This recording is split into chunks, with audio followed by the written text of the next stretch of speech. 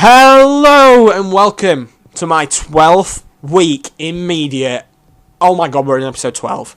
This is such a busy week. It's unbelievable. We're back to, straight up busy weeks. We've got reviews for the Blair Witch Project, Bridget Jones' Diary, and Bridget Jones' Baby. I've managed to successfully avoid Edge of Reason, so that's not been talked about. There's a pilot spotlight in which I'm talking about American Horror Story Season 6 and the FX show Son of Zorn. I'm also talking about Blair Witch and... as well as the Blair Witch Project, I'm talking about that. We've got trailer spotlight in for Nocturnal Animals, Annabelle 2, 50 Shades Darker. We have a review of Don't Breathe, Hell or High Water, and, that's pretty much it, actually. But that is a hell of a lot of things in one podcast. I hope you enjoy. I'm going to kick this off because it's going to be a long one. This is going to be a hella long one if I don't start kicking it off straight away. Let's start off with the Blair Witch Project, because I wasn't going to review it, but I think context for my really aggressive and passionate Blair Witch review is very, very necessary. Enjoy. I just want to apologize to Mike's mom and Josh's mom and my mom. I am so sorry, because it is my fault, because it was my project.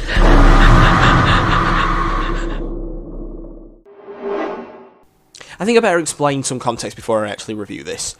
My review of the Blair Witch, the new one, or just Blair Witch even, is very, very passionate. I'm very, very angry with the film and everything about it. And I think it's only fair that I explain why I'm so passionate about this and give it context. Not explain, but give it context, because I think without that, you may be like, why is he going off on one? He's just done a 1 minute review on the Blair Witch, because that's what I said. Blair Witch Project, that's what I said I'm going to do last week, just a 1 minute review of it, and leave it at that. But I feel like it's not right for me to do a 1 minute review, because I really, really liked this film, and I think it does really explain why I was more annoyed at the sequel, remake, whatever you want to call it. So yeah, I thought I'd give that a bit of context. And this is the first time I've ever watched the Blair Witch Project. I can't keep calling it Blair Witch because that's confusing with the other one. So anyway, the Blair Witch Project. First time I've ever watched it, and I was fully aware of it. I'm fully aware of the amazing marketing. I'm fully aware of the budgets and how everyone thought it was real and all these things. I'm aware of how culturally phenomenal and not insane, but I think it's a really game-changing film, and it's a revolutionary horror and found footage film. So if you don't know what the story of the Blair Witch is, it's these three kids, and they go, not kids as such, but the three people, not the point, three people go to Burkittsville, Maryland, and they're examining the local legend phenomenon known as the Blair Witch. She's supposedly a witch that haunts these woods, and no one will go into these woods because people are terrified of this witch, and people have disappeared in these woods, and all sorts of things have happened in these woods, and people don't want anything to do with it. So these three people think, you know what, let's make a documentary on it. We can go in there, we can film it, and this documentary starts off really, really well. They get all this footage, they find things, they find twigs, they've got interviews with the townspeople. It's a really, really good start. And then it all goes to pot. Everything kicks off, and stones start appearing, people's clothes start getting thrown out, people disappear, and it all concludes in probably one of the best last 10 minutes of a horror film I think I've ever seen. Obviously, maybe that's not the best achievement ever, but the ending to this film is horrifying. It's intense, it's scary, and I think it's the perfect level of escalation from what was happening. And not only that, it's really, really clever, and that is probably the key to this film. It's very, very clever, and it's what I liked most. The three actors, Heather Donahue, Michael C. Williams, and Joshua Leonard, are fantastic in their roles. They're fantastic because they feel real. They don't feel like actors. These three people genuinely seem like they are trying... not trying. They don't seem like they're trying. I think that's the key thing. The script feels real. The script feels like this is what these three people would be doing. The storyline's so well written, and these people feel so fluid. I don't know how much of this was scripted. It doesn't feel like it was heavily scripted. There's no big moments that I would be like, oh, that's really got to be scripted. Of course, obviously, there's key story moments, but this is really all about these being real people. You connecting with these real people, and then when these real people finally start to lose it, and everything starts going wrong, you feel for them, and you are tend to be more scared because you feel for these characters. And it does a fantastic job of making you feel like you're with them. I was incredibly, incredibly immersed in this film, and I felt like I was genuinely... It's weird. I mean, this film is filmed on so many like crap cameras and crap footage, and it's really low aspect ratio, because obviously it's supposed to be set in 1994, and this footage was discovered 5 years later after they disappeared, and now they are here, and so on and so forth. You're watching this footage having known they're all probably gone. You know, this footage is there. There's no like interviews with them or anything like that. And this footage is kind of harrowing. You're watching these people, and you're watching this film start to like traverse and start to explore its genre and its story really, really well, because you care for these characters and you really, really want to know what happens to them. And a lot of people say, as a side note, a lot of people say that this film, nothing happens in it. Nothing happens in this film. The first half of the film's really boring, nothing happens in the last 10 minutes. I completely disagree with that fact. I think it starts off really, really well, because you care for these characters, because you're introduced to them in a way that makes you care for them. You're introduced to the way in this documentary format, which is intriguing enough to get the story going and build the story. I don't think I would have changed it in any way, because the horror builds up at such a way that, you know, it doesn't feel ridiculous when the ending finally all kicks off. And that's key. This ending is also absolutely fantastic. The very last shot, I appreciate more having seen Blair Witch, but I'll talk about that in my Blair Witch review.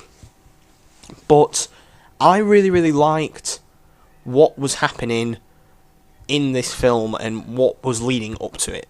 I really, really liked every story moment that they did. I liked them going through the woods. I liked them getting lost and starting to go around in circles.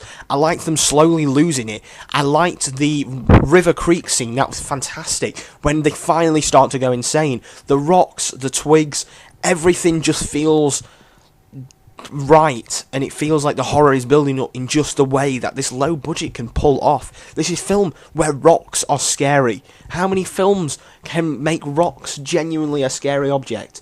I think that is testament to how impressive this is. The cast feels real, and without that it wouldn't work. And this is why I think the issue with Blair Witch comes in. But these feel like real people, and by the end you really care for them, and it's clever storytelling, clever gimmick, and very, very, very good filmmaking and sound design, and pretty much everything about this film works really, really well. If I think I'd have been left with the impact that I wanted, then I would have given this a 5-star film, because this is horror at its best.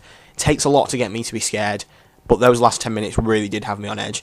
I'm going to give The Blair Witch Project 4.5 stars out of 5. 1 minute review. In every life, there comes a time to turn the page. I decided to get a grip on my life and start a diary. Resolution number 1. Will not be paranoid about weight.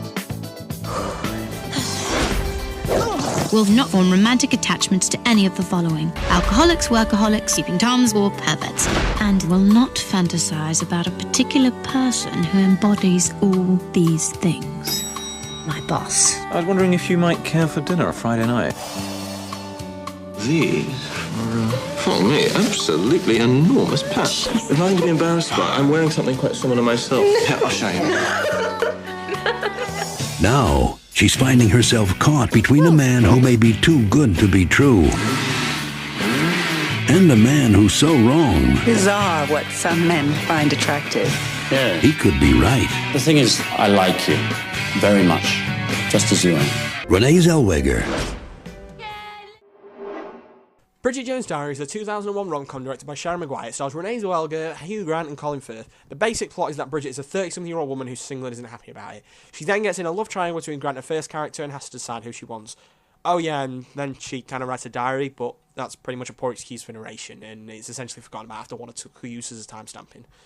The story lacks any impact because it's really obvious she's going to get with one of them from the outset. I'll avoid spoilers, but it's really obvious anyway, which means it lacks any sort of romantic tension. For a comedy film, I rarely laughed at all. In fact, I found it to be really unfunny, and its use of cheesy teen jokes kind of really contrasted the adult jokes and the jokes that were not for teens, basically. Bridget just becomes an irritant after a while, and I care very little about her character. Besides it being relatively creative cinematography-wise, it lacked any sort of impact or comedy, and just ended up kind of just being really average to below. I'm not surprised that I didn't really like it, and maybe I'm not the target audience, although from the mixture of jokes, I'm not really sure who is. I'm going to give Bridget Jones' Diary 1.5 stars out of 5. So, Trailer Spotlight is back. This week we are reviewing / looking at the trailers for Nocturnal Animals, the trailers for 50 Shades Darker, and the little teaser trailer for Annabelle 2. It's going to be a bit shorter than normal, because I'm trying to keep things concise, because I have a hell of a lot of things to review. I hope you enjoy. This is the 3rd, 4th, I've kind of lost count on how many Trailer Spotlights there have been. This is your latest Trailer Spotlight. Enjoy.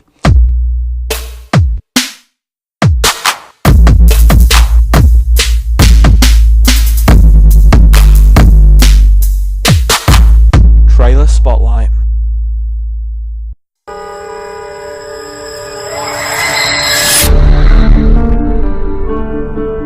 My ex-husband used to call me a nocturnal animal. I didn't know you had an ex-husband. I've been thinking about him a lot lately. And then recently he sent me this book that he's written.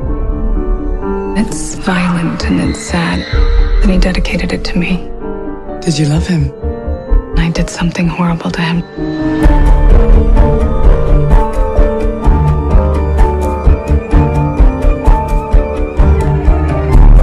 What are we gonna do? It's a question of how serious you are about seeing justice done.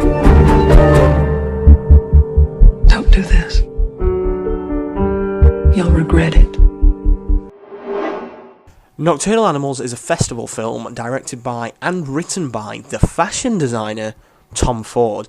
It's about a woman who has a husband and she has a second husband, and the second husband, or the first husband, a husband, sends her a manuscript of a book that he's written, and this talks about a family that has a trip that slowly gets turned into a nightmare, and it's like, I'm gathering it's a psychological horror thriller film, and it has possibly my favourite actor of all time. I say possibly, he's definitely my favourite actor of all time, Jake Gyllenhaal, and that is why I have been instantly drawn to this film. I absolutely love the look of this film. It seems dark, it seems intense, and it seems like it's a well-made trailer, but it does have one downside to it. It's got Amy Adams in it.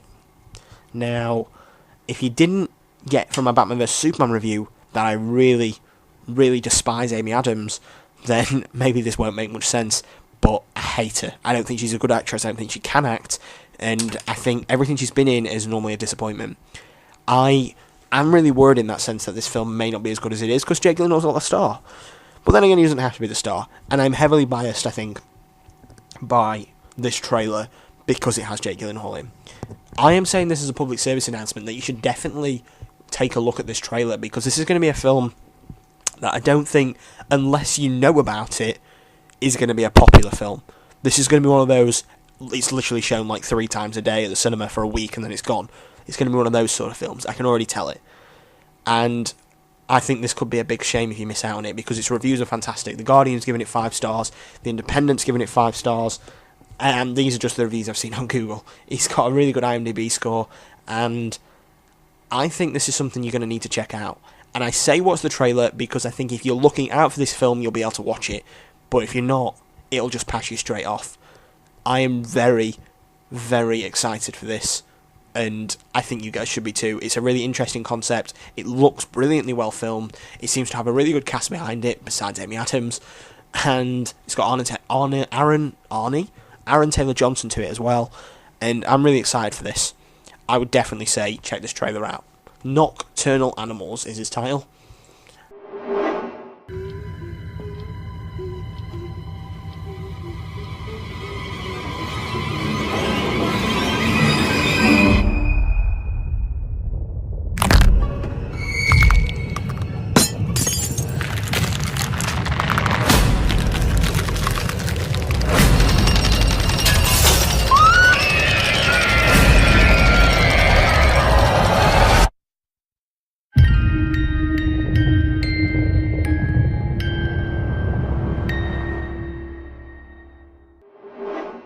Annabelle is a film that I can't stand. I hate it. I hate it with a passion. It's terrible. The Conjuring is a film that I absolutely love. The Conjuring 2, possibly my favourite film of the year so far. Absolutely love it. It's stunning. It's a flawless horror film. And Annabelle 2 is a film that I wasn't a fan on with the idea of. But the more I learn about it creatively, the more I'm intrigued by its premise. Yes, it's another Annabelle film. Yes, it's another cop-out. Yes, it's another moneymaker. But on the other hand, it has the creative team behind Lights Out, which was a fantastic little horror film over the summer that I absolutely loved. You can check out my review of that. It's in one of the previous podcasts. Really, really liked it. I think I gave it 4 stars, and it was fantastic. And Annabelle 2 has that team behind it, and a really, really good teaser trailer. I recommend this instantly because it's 50 seconds. There's no spoilers, and I think it's a little glimpse at more things to do with The Conjuring 2. What I'm gathering is the woman in this film is most likely going to become the nun in the second film. And that to me is a really interesting concept and a really interesting way of connecting things together. And if it's pulled off as well as this trailer is, as well as Lights Out was, this has a lot of potential to be really, really good. If it doesn't use lots of cheap and nasty jump scares and just awful, awful horror, this has potential to be genuinely disturbing, genuinely creepy, and a really, really good entry to the Conjuring franchise. I have a lot of hopes for this. It's a teaser trailer. I'm not even going to give it a score. In fact, I'm actually going to stop giving scores to trailers because I don't think it needs it. All I'm saying is, watch this trailer. It's really interesting. I don't like the idea of Annabelle coming back, but the trailer's well shot. I love the opening shot of the house, and I love just the walkthrough and the creepy aspects. There's no jump scares in this trailer. There's no, it's Annabelle, jump, quick, zoom in on her really quickly and then go scream. No, there's none of that. It's a well-made trailer. It's a good teaser. I'm impressed. Check it out. It's 45 seconds long. Definitely worth a watch. That is my little chat about Annabelle 2. You got me looking so crazy right now, yeah. You're looking so crazy right now. I want you back. I had no idea what this was going to become. I don't see how this can work. You're just gonna stand there gawking? Yes. You got me looking so crazy. Go on, Anastasia. This time, no rules, no punishments, and no more secrets. Looking so crazy in love, got me looking. And on to the final film, 50 Shades Darker. Now, this is the sequel to 50 Shades of Grey, which I haven't seen. I haven't seen 50 Shades of Grey, which has surprised me why I'm talking about this trailer. Because the first one's supposed to be terrible, everything about it looks terrible, I have no interest in it. But yet, for some reason, I was like, oh, I'll watch see what the new one looks like. And I was really, really intrigued. Like, worryingly intrigued for a 50 Shades of Grey film. In fact, I was so intrigued because it didn't seem like a 50 Shades of Grey film. If anything, it seemed more like a thriller than anything else. Yes, there's that romance element to it, but it's a really, really well-made trailer. The music's fantastic, and the storyline seems really intriguing of this girl constantly appearing and disappearing and seems to always be there. And it'll probably be some awful, awful storyline behind it, but it looks like it could be good. This trailer really, really intrigued me, and I suppose that's what a trailer's job is to do, is to intrigue me enough to go and see the film. But this intrigued me in a way that I wasn't expecting it to intrigue me, and I was hooked. And I don't like this idea that I'm hooked on this film. From what I'm gathering, this girl is someone from Christian Grey's past, and now she's trying to stop the main character getting with him. And it has this eyes wide shut, weird thriller aspect to it, and I'm kind of intrigued by this. And honestly, I would say if you've not seen 50 Shades of Grey, or if you have seen 50 Shades of Grey, I'd give this trailer a check out, because I think it's something that's really interesting. It's really different, and it's not what I was expecting.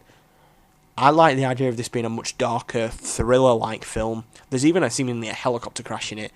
It could all be deceptive marketing, but honestly, at this point in time, I would go and see this film. I would happily go to the cinema tomorrow and see this film because it looks interesting. And I suppose that's the job of a trailer. But I think you should check this out. it's definitely something I recommend. It's another set of 3 trailers I would say watch, and I would say watch the 50 Shades Darker trailer the most out of those, because it's a trailer that genuinely surprised me. And if the first one is terrible, this one has the potential to be really, really good. Yep. That's my little look at 50 Shades Darker. The cast also, by the way, looked really good in this, and everything just seems to fit together, and people seem to know what they're doing, and they've seems got this established thing now. Maybe the first one was just a bluff. Then again, I am defending the 50 Shades of Grey franchise now, so it's not looking good for me. But yeah, I think 50 Shades Darker has potential to be good, and I may regret that statement in the future, but that is my point now. Your lips look sore. That's how you're making your cash out there? What do you say you and I move away from Mom together? It's a promise. You're leaving? Yeah, as soon as I have the money. When are you coming back? Never. Yo, I got our ticket out of here. Rumor is this guy is sitting on at least $300K. Boom! That's our guy. Wait, is he blind? We messed up to rob a blind guy, isn't it? Just because he's blind don't mean he's insane, bro.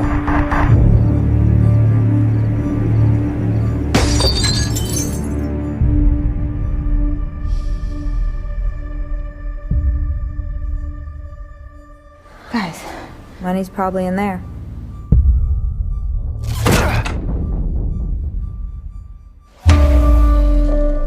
Who's there? Stay right there. How many of you are there? It's just me, man, alright? Just let me go, please. Okay, I swear to God.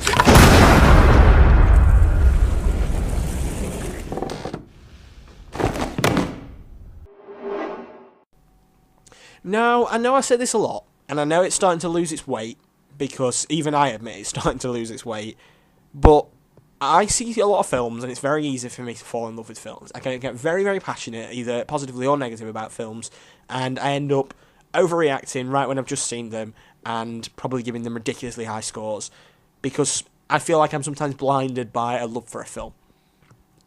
And I don't want to say it again, but I mean, to be fair, my favourite film of the year so far is probably up there with Conjuring 2 and Hardcore Henry, which I still would stick by as some of the best films of the year so far. But this is also going to be in my favourite films of the year so far. Not number 1, but about number 4 or 5. Because I was genuinely... Well, I mean, I say I was shocked. I was very, very excited for this film from the get-go. I'm talking about Don't Breathe now. And I was very, very excited for what it was doing. A new concept, a horror film with a slightly very different concept. It looked interesting. It looked like it was going to be well made. And literally every single thing I thought about it was on point. It looked fantastic, and it turned out to be fantastic. Now, if you don't know what this is, it is about 3 people: Jane Levy, Dylan Minnette, and Daniel Zavato, all strange names. The film's directed by Fede Alvarez, who directed the Evil Dead remake, which was okay, but it wasn't amazing. He's not done anything spectacular in his past, and I wasn't really expecting anything directing-wise that was fantastic. And they are 3 robbers. They go around robbing places. One of the characters' dad is a security manager, and he's able to access and shut down all the security things in people's houses so they can rob them and then blame things on the security system and other things. They have perfect ways of robbing people. It's very, very clever in that sense. And they are sick to death of robbing these small budget things. You know, they're not robbing big things. And one of them comes up to them and goes, "Look, I found this guy. He's got like 300 grand in his house. We can rob him." And then when they go to scout him out, oh yeah, and he's a blind military veteran. And they think, this is sorted. And they go to his house, and they break him. And it all starts going wrong. Because this guy is, as I said, a military veteran. And he knows exactly what to do in this situation. And when immediately, well, in fact, no, I won't say it. Even though it's spoiled in the trailers, I won't say it. Things kick off fast.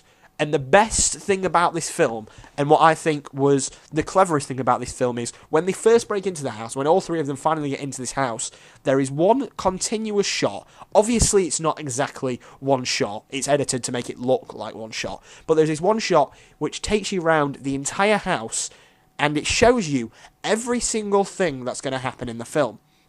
Now, you may think, oh, that's a spoiler, but it's not. The whole point of it is, I mean, it's insanely obvious. If it's not a spoiler, you'll watch it and it's insanely obvious. To the point where they're following someone into a room, this person ducks down, and the camera zooms in on a hammer instead of focusing on the guy, and then zooms back out and the guy stands up and leaves. It's that sort of thing. But it shows you every single thing that's going to happen in the film, and lays all its cards out on the table right at the beginning. And then one by one, everything starts coming into play, and you're like, oh my god, yes, that's why the hammer's here. Or, oh my god, they're going into this room, this is when the hammer's going to be used. And they're like, well, they're not using it. That means they've got to come back.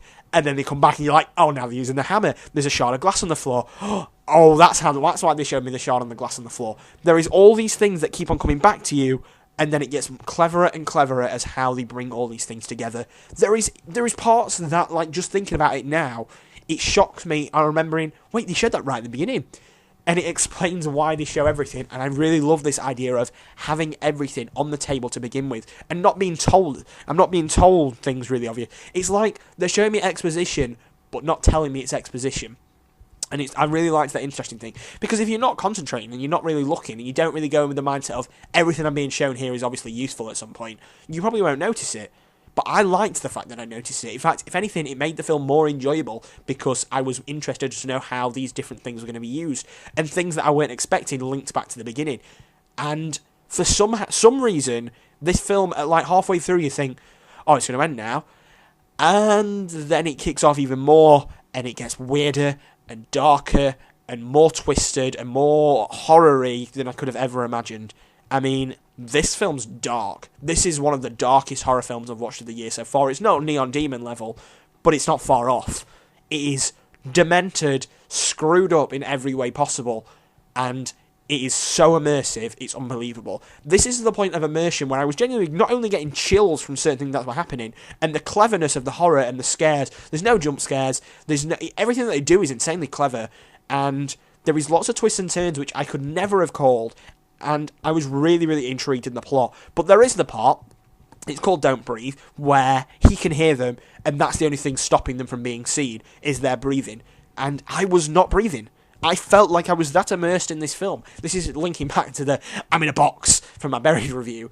But this is the point where I was so immersed in this film that I was genuinely not breathing with the characters. I felt like if I breathed, I'd get caught, and that'd be it. And I think that's testament to how immersed I was in this film. I didn't even notice I was doing it, and then I thought to myself, why am I trying to be desperately quiet? Because I felt so into this film, and I was absolutely in love with this film. It's not a perfect film. There's some music issues, and if anything, the ending was a bit meh. I mean, this is a film, again, where the beginning of it is obviously quite clearly the end of it, or very close to the end of it. Again, all the cards are out on the table at the beginning. You're waiting for everything to happen, and it brings an element of, wait, how are they going to make this interesting? Oh, that's how they're going to make this interesting. And I really, really liked that. In fact, I absolutely loved it. Stephen Lang is genuinely scary. He is a scary man, and his motives are scary as anything. And the twists and turns are things I couldn't expect. The cast are fantastic. The tension building is unbelievable. It's a fantastic horror film that does its job so, so well. I could watch this film over and over and over and over again. This is a genuinely inventive, clever, scary, chilling, demented horror film. It brings in every single thing I love about horror and shoves it right in front of me. And if it wasn't for the last 2 minutes, this would probably be a 5-star film. The cast are fantastic. Everything about this film is fantastic. It's just a shame the ending, for me, went on a bit too long and ruined some things that were really clever. But at no point did I not think this film was insanely interesting, clever, and unique. I would recommend Don't Breathe to any single person that likes horror. It is so, so good. My highest recommendations for this. It's probably one of my favourite films of the year. I'm going to give Don't Breathe 4.5 stars out of 5. What is that? The guy who uploaded this video said it was from a tape he found in the Black Hills woods.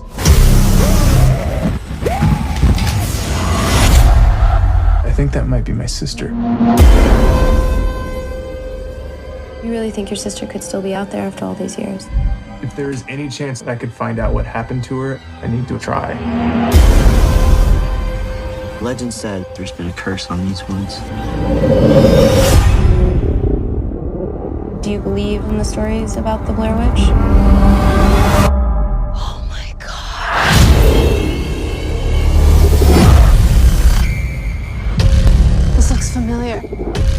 walking in a circle. No way. They're everywhere.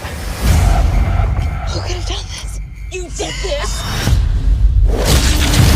Oh my god!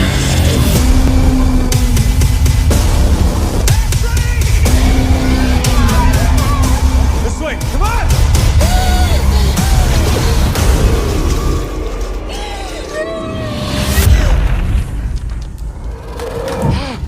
There's something out there. Blair Witch is directed by Adam Wingard and stars a foray of just awful cast members. It's the sequel, remake, reboot, whatever you want to call it, of the original Blair Witch. And the Blair Witch Project, which I reviewed earlier on in the podcast. I can't even speak. I'm just really, really annoyed. This is possibly one of the most disappointing films I've seen all year, and there is so many reasons as to why. The Blair Witch Project is a film that focuses very, very much on subtlety. It's a film that builds its horror with tension and with very well-crafted characterization, very well-crafted scares, and it works in a way so by the last 10 minutes, you're literally on the floor screaming at the screen, being like, what the hell is happening? And of course, that's a massive exaggeration. I wasn't doing that. But this film had me more screaming at the screen with how terrible it was. Now, that was the worst segue into explaining how terrible this film is. But if you can't tell by how annoyed I am in my voice, I am very, very annoyed with this film. You see, this is a film that relies on being very modern, modernising something that really didn't need to be modernised, remaking something that really didn't need to be remade. It follows the brother of the main character from the original Blair Witch Project, and he is now going around the woods attempting to find her based on some footage he found from 20-odd years ago. He brings in some new friends, most of which are there for comic relief. There is a guy... Well, I mean, you can tell the original film follows very few horror tropes. There's no jump scares, there's no sort of music cues, there's no ghost, there's no viewing of the monster, there's nothing that could be ridiculously unrealistic. It builds a world which could be real and puts you bang in the centre of it. And with its old style, its old cameras, and everything to make it look old, it builds an environment that very few films manage to do in a full series. The Fast and Furious has never made me feel like that, and there's been 7 of those. Harry Potter never made me feel like that, and there was 8 of those. What I'm trying to say is, in one film, it managed to make me care, love, and be terrified of these characters all in the space of 90 minutes in the woods with one camera. It has a lot of characterization, and you really feel for these characters, and they feel real. This, on the other hand, this uses tropes. There's a black guy which dies first. That's the sort of level of trope they have. They have to have every horror cliche they can possibly have. And make it very, very obvious. There's jump scares, there's no tension. They show the monster. Of all the things they could have done in this film, showing the monster was the worst. There is elements of the first film where someone disappears. That's one of the big things. One of the people who disappears. You never know what happens to them. That's like, Jesus, what's happened to them? In this, people disappear and you know exactly what happens to them. In fact, what happens to them is so ridiculous, it's unbelievable. Why the hell did we need to see a woman who's, for some reason, has a worm in her leg? Don't ask, no explanation, no context towards the original Blair Witch. It's not explained in any way, shape, or form. If anything, it's just really unnecessary. It reminds me of a really, really poor Alien chest burster scene. There's no need for that. There is a part in which this woman then decides, oh wait, I'm going to climb this tree, and this tree is conveniently shaped like stepping stones. Bear in mind, she's just pulled a worm out of her leg. She's been limping the entire film, but she's perfectly capable of climbing, what, a 30-foot tree? And she climbs it, and then she falls, and that's why she disappears. No explanation. Don't know why. Don't know why I needed to know that. Why did I need to see that? It removed any element of fear. There's times when people disappear and there's no need for it. But my another huge issue with this is it uses found footage to create shots. Now, the original is literally just handheld camera work the entire time. But no, because we've modernised it, we've now got iCams, we've got drones, we've got actual cameras, we've got multiple cameras. Oh, but the best thing is, they still like to drop the camera every so often and get a different shot. This is personally the thing that annoyed me. One of the things that annoyed me the most, besides them showing the witch and she being a CGI mess, the actual use of camera dropping to get different shots is insanely ridiculous. To the point where there is a point, I'm getting annoyed, I'm repeating myself and not being very intelligible with what I'm saying. But there is a point when the main woman, is crawling through, well, he's a main guy and a main woman, but she's crawling through a hole. You've seen it on the trailers. She's crawling through this hole. And she drops the camera, no word of a lie, 3 times. And literally the entire point of her dropping the camera is to get a different shot. A different shot. It's a found footage film, but yet we're trying to get Hollywood shots in there for no reason. She drops the camera, literally. I mean, I don't even know how she dropped it. Why did she drop it? Why did it need to happen 3 times? Fair play, she drops it once. I mean, fair play, it's a clever way, a different shot. But no, because it's such a long shot, they thought, we can't just have one shot, that's not going to work. People will get bored. Oh my god, the tension from this film, they just don't be able to handle it. We need to put another shot in there, so that's what they do. This is all in between the ridiculous comedy. That's right, there's comedy in this. There is a character there that is purely there for comedy and no other reason. I have no idea why he was in there. The only thing that this film does is it elaborates on the lore of the Blair Witch. It elaborates on the stories and why certain things are happening. It elaborates on why the twigs are shaped like stars. It elaborates on why in the first film people were standing in corners. And that is the best part about this film. Learning about the Blair Witch is so good. Seeing the Blair Witch, no. Not a chance. The idea of connecting it to the first film, it's fantastic. If anything, the story behind this is by far the best thing about it, but its execution is terrible. This has been fabled as the scariest film of the year. If you've seen any adverts of people going, I was terrified, they weren't. I've never been less scared at a film in my entire life. Even my mum, who's terrified of things, who I went to see it with, was not even scared. She said it was crap. She said she was nearly falling asleep. And she likes horror films, and she gets very, very easily scared. It was an unscary, untenseful. It had good music in it, and a good soundtrack, and good sound work, but it was unscary. There was no tension. The jump scares were just cheap and nasty. Absolutely cop-out jump scares that, literally, I could create something better than this. Yes, I absolutely love the lore behind it, and I find it such an interesting thing, but the Blair Witch Project was such an iconic, influential horror film that reinvented found footage, and there is absolutely no reason that this trash should be associated with it. It's possibly one of the worst films of the year. Maybe I'm really just passionate about it, and I'm really just angry at what they've managed to do to something that I genuinely really enjoyed, but I don't understand how the writers could have gone, yeah, this is really faithful to the original. Maybe people... honestly, I have no words for how bad it is. I'm genuinely so angry with what they've created and what they've done, because I don't understand how they can be happy with what they've created. They've ruined everything that was brilliant about the original. As I said, the only thing that I can actually give it credit for is I was more interested in what happened. Like, I was really interested into why they were stood in the corner. And I think it has a good ending. And I think the last 20 minutes could be alright if it wasn't for the ridiculous comic relief and just the insanity of one of the characters, which did not need to be in this film at all. It had very few elements which I was enjoying, but for the most part I was just angry and irritated by what they were trying to do. It was an absolute waste of an hour and a half. I really would recommend, it's a PSA, do not go and see this film. If you like the original Blair Witch Project, do not see this film. I'm going to give Blair Witch 1.5 stars out of 5. What a mess. What an absolute mess. So this is Pilot Spotlight. The Pilot Spotlight was introduced last week. Now we have a theme tune, we have everything going for it, and we've now got 2 brand new pilots to talk about very briefly. I'm going to knock it down to hopefully under 5 or 6 minutes, and we've got 2 really, really cool shows to talk about. So let's review the pilots for American Horror Story Season 6, My Roanoke Nightmare, and Son of Zorn. You may have not heard of Son of Zorn, but that's why I'm here, to introduce you to these random little pilots that I've discovered and are a big thing in America, and try and get you guys to watch them and enjoy them. I hope you enjoy. This is the second ever Pilot Spotlight.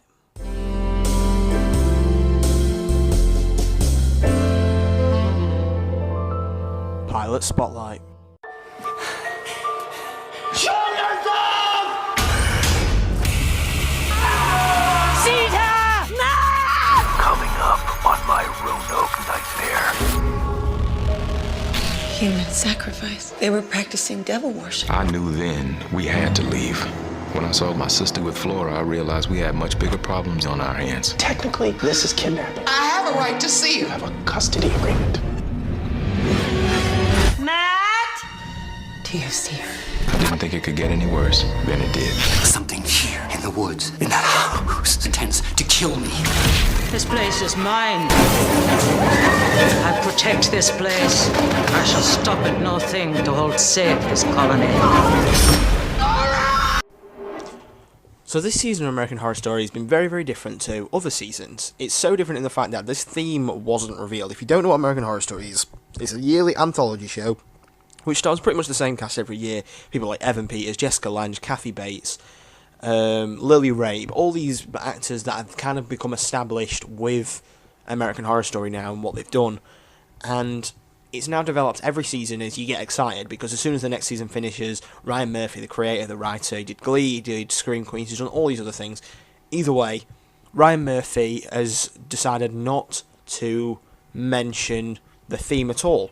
For every season we knew the theme. We knew Coven's theme, we knew Asylum's theme, we knew Freak Show, and we knew Hotel, but we were not told anything about this. I kind of fell out with American Horror Story after Asylum. I watched a bit of Freak Show, I didn't like Coven, and I didn't like Hotel at all, it was terrible.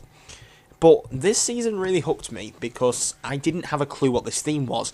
They actually released 26 trailers, each of which was something completely different, and said only one of these is real. I had a theory that maybe all of them were real, or at least a majority of them were real, and they each were a different story every episode. And I still think something is possible with this theme, because I don't think what they have done will translate to a full series, and if it does, I think they're in danger of ruining a fantastic start. So, the key to this series is, it's called My Roanoke? I say Roanoke, but I think it's like Roanoke, or Roake, or Roanoke. My Roanoke Nightmare is what I'm going to call it.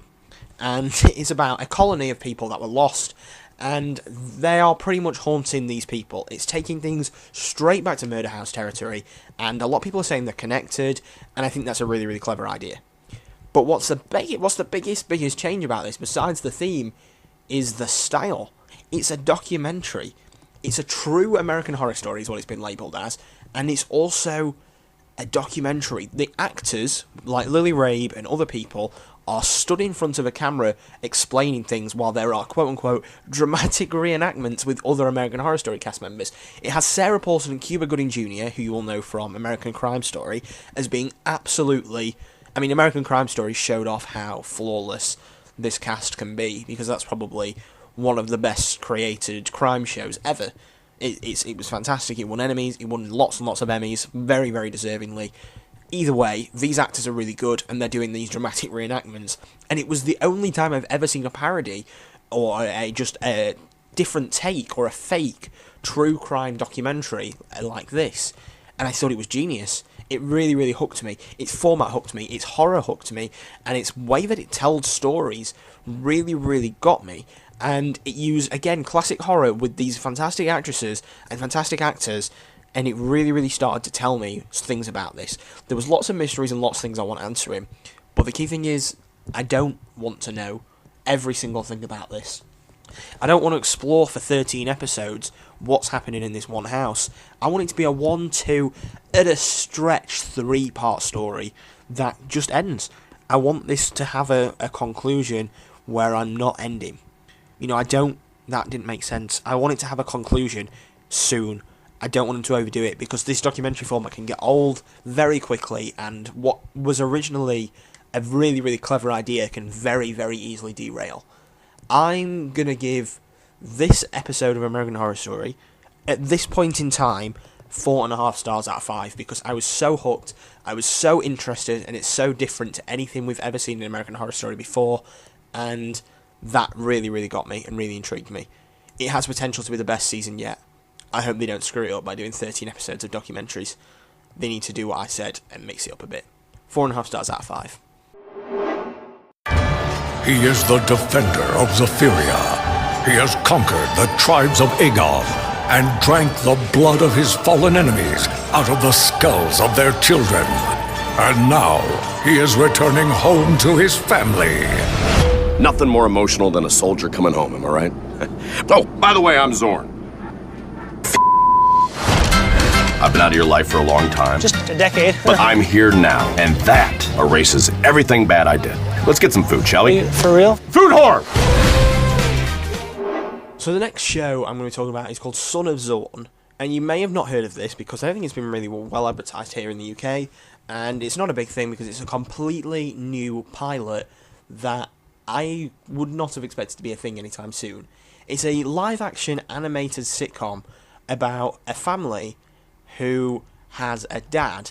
This family has a kid, and this kid has a dad who is a cartoon character from the land of Zephyria. And basically, he's a warlord. He's basically He-Man, but it's like a take the make of He-Man, and that's his dad. And they got divorced, and he lives in Zephyria, and he's now come home to see his son. Now, this show is produced by Phil Lord and Chris Miller, who created the Lego Movie. They did Jump Street. They're really, really funny people, and it's got a really good set of talent behind it. The writers, Reed Agnew and Ellie Jorn, are really, really good. And the cast, well, the majority for me are unknown, except Zorn, who is played by Jason Sudeikis, who I love Jason Sudeikis to pieces. I think he's a really, really funny comedian. And everything in this show is on point. It is hilarious, more so than I've seen any animated show. I've not laughed this much in an animated show probably since like a really young season of American Dad. It's got a really promising start to it because the concept is really ridiculous. This idea of He-Man and this He-Man-like character coming into this real world, and it looking really, really good. This is another point. It doesn't feel wrong. I mean, everything seems to fit in really, really well, and I don't know how they've managed to do it so smoothly. Like, there is a bit, if you've seen the trailer, or anything to do with this thing, you may have seen the a big bird creature come onto the driveway, and it looks really real. Obviously, it's an animated thing, but it looks like it fits in really well, as much as an animated thing can. And it doesn't feel just tacked on. There seems to be some depth and some actual weight to what they're doing with it. It doesn't feel tacked on, and I really, really like that. It does feel like this animated character has just come into this world, and it looks great. Obviously, it's a comedy show, and this idea of the storylines of, oh, look, he's an animated guy, he doesn't understand what really is happening in this world. His ex-wife has now got a new boyfriend, and we get all these classic sitcom storylines that are starting to be built up, mixed in with these ridiculous cartoon He-Man-like storylines. And what I'm questioning is how this is going to go on. I'm not sure how it's going to get to the point of we've got a full season out of this. I don't know how many episodes they're doing. I think I'm assuming it's 13, it being a Fox show. So that's generally their number. And I have a lot of hope, but a lot of worries for this show. Because while the first episode mainly just deals with him and his son and not being connected to his son and him trying to get back with his son, I wonder where this is going to go. And I'm really intrigued as to where it's going to go, because I don't know how they're going to do it and make it still consistently funny. But I'll be back every single week if it's as funny as it is now, because this has so much potential to be an actual creative, interesting sitcom, but there's also a lot of potential for them to screw it up. I don't know what I want from it, but all I know is I really did enjoy this, and I would recommend this to anyone, because it's just a genuinely really funny new sitcom, which is a rare thing, because even the UK can't make sitcoms at the moment. There has been some right trash in UK Sitcom Month, which has been a thing on the BBC. But yeah, new sitcom, Son of Zorn, really recommend it. Jason Sudeikis is fantastic. Some of the jokes are so funny. The Keanu Reeves speed stuff really, really got me, and I thought that was hilarious. But yeah, I'm going to give Son of Zorn 4 out of 5, and I definitely recommend it. I definitely recommend both of these. Again, it's been a fantastic 2 pilot weeks. We've had just fantastic programmes, and I am really, really impressed with everything that we've got on. I also discovered that there is a new pilot, which I'm going to be talking about when it comes out. I think it'll be like the same time as Westworld, called Channel Zero, and I'm really, really excited about that. That's another new horror show. Next week, I should be talking about Scream Queens and something else. I'm not 100% sure what else is on, but at least Scream Queens, and maybe even the next American Horror Story, and maybe, you know, getting back in with some things that I've already gone over, if I've got a bit of time. But yes, hope you've enjoyed. This has been the second ever Pilot Spotlight. You know, the bank loan, just enough to keep your mama poor. Thought they could swipe her land. It's a big bank. It's too big. That's what she said. Now they can foreclose on Friday. So come hell or high water, get the money to the bank on Thursday. And then you are free and clear.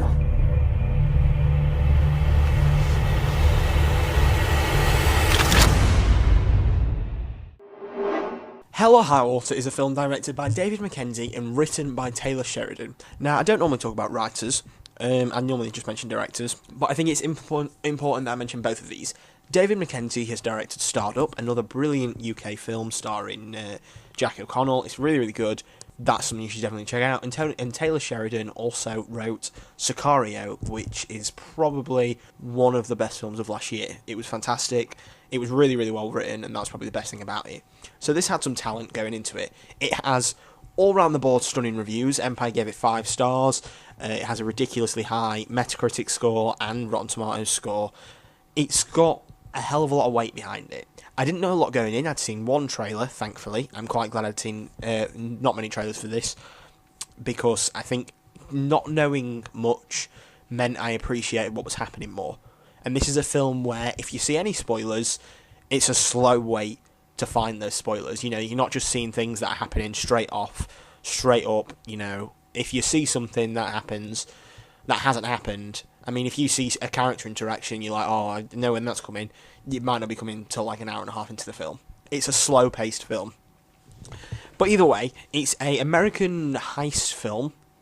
Heist, crime, drama sort of thing. I'd say it's more of just a crime drama film. That's probably the best genre to describe it as. And it stars Jeff Bridges, Chris Pine, Ben Foster and Jill Birmingham. They're pretty much the main cast members. There's not really anyone else. In fact, there really isn't anyone else. There's a couple of odd side characters, but it's literally Chris Pine and Ben Foster robbing banks to try and get money, and Jeff Bridges and Jill Birmingham following them and trying to catch him. They're police officers, Chris Pine and Thingy obviously not, and they're robbing banks, and it's fantastic. There is no other way for me to describe this other than it's absolutely fantastic. It's not a 5-star film. Putting it straight out there, it's not a perfect film. It has a lot of flaws, but its flaws are very, very, very outweighed by the fantastic performances, the fantastic script, and just the overall feel of the film. And I have to really comment on one thing in particular, and that's impact. Now, this is a really random thing to talk about in a review, but I think it explains why I think this film's so good really, really well. The entire film, up until around 3/4, it's not a spoiler, I'm trying my best to avoid spoilers, but there's not a single gunshot fired. There isn't a single gunshot fired in the film. There's lots of guns, and there's lots of talk of guns, and there's lots of guns being used, but not fired. So there is a point, around 3/4 of the film, again, no context, where a gun is fired, and I was so on edge and so shook up by that gunshot that I was really affected by it, and it made the scene really, really effective. And it was that use of impact, that use of not having a gun fired throughout the entire film. So when a gun finally is fired, and when guns are used in the last act, you are like, Jesus Christ, it's all kicking off. This is ridiculous. It's getting really, really intense, and it's really kicking off, and it's really, really getting to that point of, Jesus, this needs to calm down. I mean, gunshots of certain guns as a whole have been so desensitized and so have lost their impact.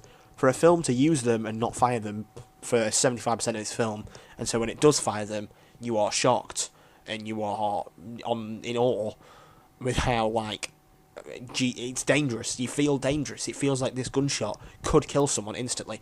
And I think it was the same with Star Wars. The lack of actual lightsaber uses meant that by the end of it, you really got that feeling back that lightsabers are powerful, powerful things. These can kill you, and these are really deadly. And I think that was something that Star Wars did really well, and this did really well. As again, going back to performances, Chris Pine, Oscar-worthy.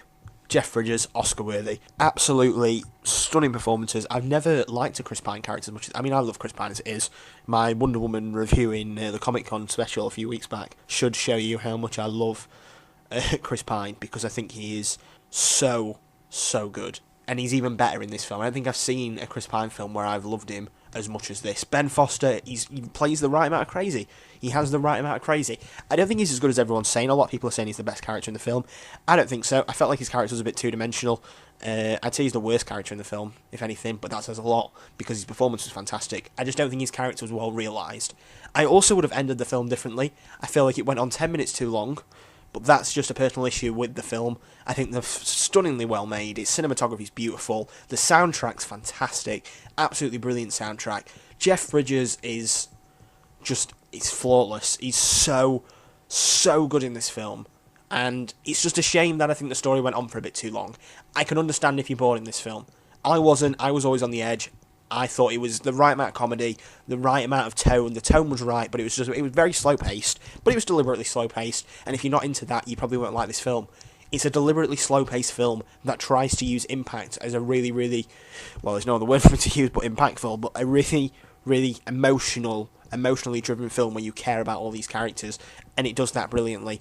I would say I didn't care as much about Jill Birmingham's character, but that's another story. If you've seen the film, context may make you understand that more, but I would say I understand him less. Ben Foster, on the other hand, went a bit over the top, but I still think his performance was really good with what he was given. Chris Pine and Jeff Bridges stand out. This film stands out as being really good. I would recommend seeing as little of it as you can, and then just going in as blind as you can, because there's a lot of things that are really, really slow-paced, and I feel like knowing little will mean you are much more intrigued in what's going on. I'm going to give Hell or High Water 4 stars out of 5.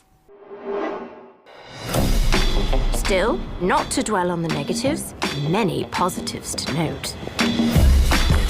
I'm absolutely loving my new life. Have top job as producer of news program. I'm looking for someone dynamic to lead. Any volunteers? Do you need the bathroom, Bridget? And maintaining good relationship with ex. How are you? Very well, thanks. How are you? I'm fine. Glass of wine? Can I have a whiskey, please? Big glass. Double. And my love life is showing signs of improvement. May I? It fits. Aside from one tiny development, I'm pregnant. Bridget Jones' Baby was a film I really didn't want to see. The trailer is possibly the most unfunny trailer I think I've ever seen. The storyline was dull, it looked dull, and I didn't care about anything. I didn't like the original Bridget Jones, so I wasn't going into this expecting to like any of it at all. But yet I found myself strangely enjoying it. And, I mean, I'm not saying I absolutely love the film, and it's a fantastic film, and my faith in the Bridget Jones franchise has been restored. It hasn't. It's just not as bad as I thought it was going to be. And that's probably the best compliment as I can give it. Because while it's not brilliant in any other way in particular, it is just okay. I mean, it's a bit better than okay, but it's just average. And I think the big key to this factor is it's a rom-com, which I actually cared about the characters, and I actually laughed, which is something I can't say about Bridget Jones' Diary. I didn't laugh at all, whereas this I actually did. So the basic plot is that Bridget is now an older woman who's had a lot of plastic surgery. I'm not actually sure that's a plot point in the film, but it's just insanely obvious how much plastic surgery Renee Zellweger has had. I can't actually pronounce her last name, I'm probably pronouncing it incredibly wrong, but she's had a lot of plastic surgery, and it's just not nice to look at. The posters are especially bad because of that. But that's not the point. Colin Firth's back. Hugh Grant's not. He's dead. Not in real life, but in the film.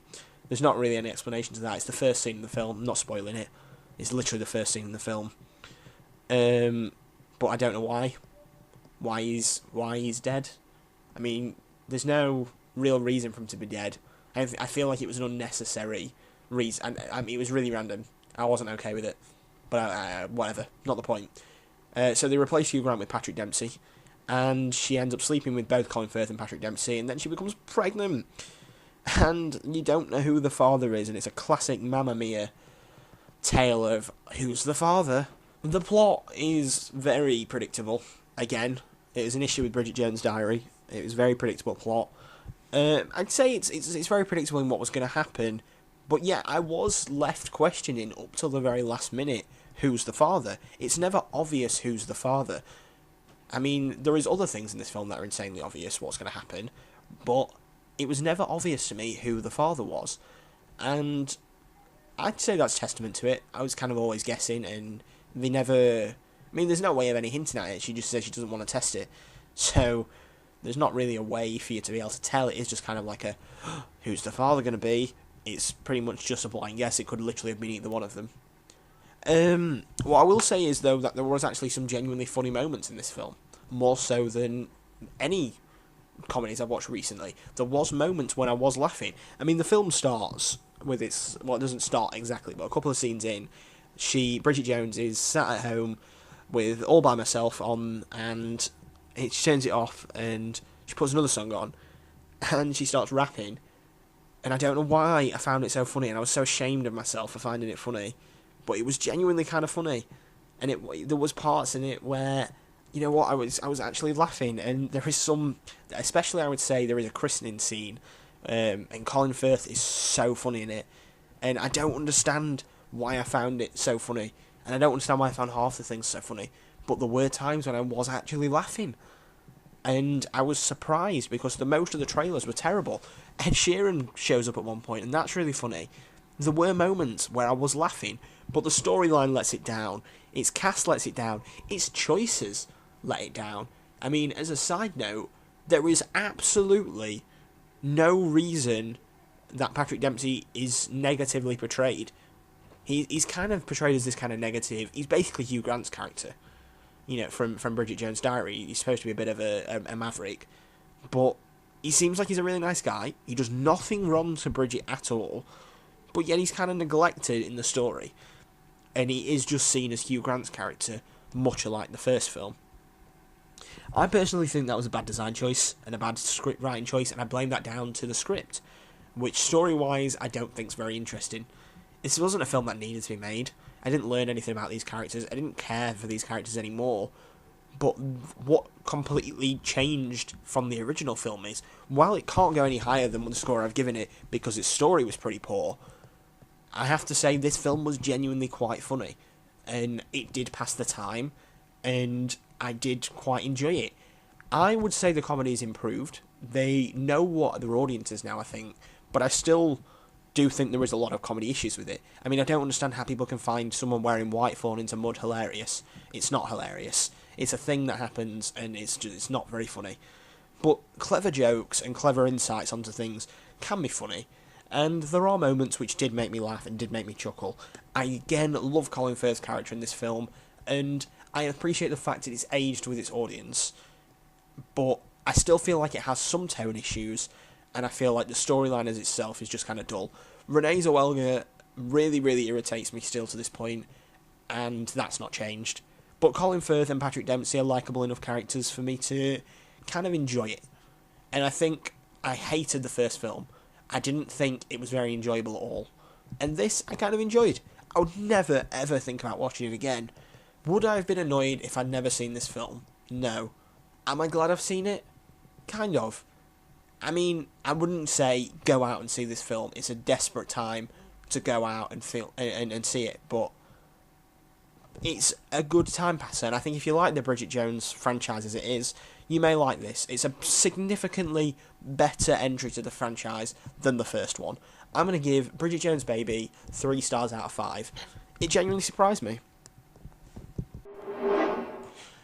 And there we have it. Another episode, week, installment. It's another week in media. I feel like that's how I should end things from now on. Oh, it's been another week in media. But either way, I hope you really enjoyed listening to this. Next week, we have a slow week in new releases. We've got releases for The Magnificent Seven, The Infiltrator, and The Girl with All the Gifts. And I'm not sure if I'm seeing The Magnificent Seven this week or the week after. So it's a slow week relatively. But I'm also going to be watching some classics. I'm going to be going through some old things. And there should be a few more trailer spotlights and pilot spotlights as well. So I can fill up the episode a bit, but it may be a little bit shorter than this very, very busy week. It's also my birthday, so I'm not really sure how much I'm going to end up being able to see. But either way, we're going to try and get as much done as possible. This week, obviously, I've reviewed some fantastic things. The Blair Witch Project is an absolute fantastic film, and it's just a shame they had to go ahead and ruin it with Blair Witch. Either way, I hope you've enjoyed this. I always enjoy doing this. If you're watching this on YouTube, give me a cheeky like, subscribe, or comment, or whatever. If you enjoyed this, just let me know, because it's always great to hear people that have really enjoyed this. Thank you so much for listening. My name's Dawson. This has been my 12th week in media. Out.